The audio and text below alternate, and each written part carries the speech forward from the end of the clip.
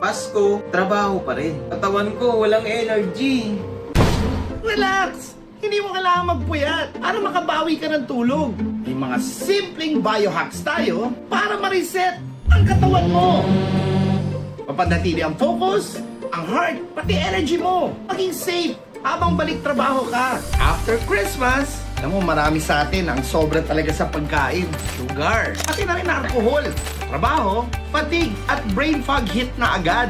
Ang heart, pati yung circulation mo, stress na. Energy mo, bagsak na. Hindi mo kailangan mag-suffer buong araw dahil may mga biohack tips tayo para dyan. Our biohack tip number 1, quick hydration. Simulan mo ang araw mo ng maraming tubig at electrolytes. Nakakatulong to na ma-flush out ang mga toxins na galing sa mga kinain mo kahapon.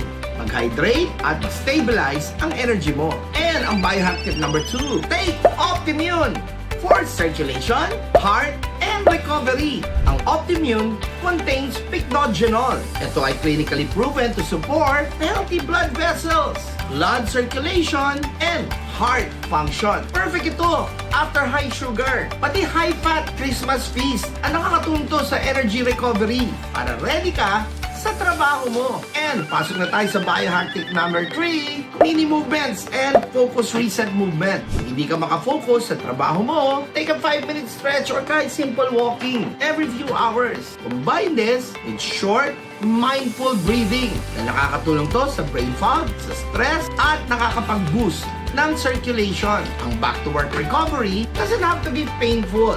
Hydration, circulation support, energy recovery, at short movement breaks. Simple lang para ma-reset ang buong katawan mo. This is John Calum, certified naturopath and biohacker, and Philippines #1 success coach. Always say yes to success! Kaya follow ka na for more biohacking and success tips para lagi kang energized, focused, at healthy sa work life.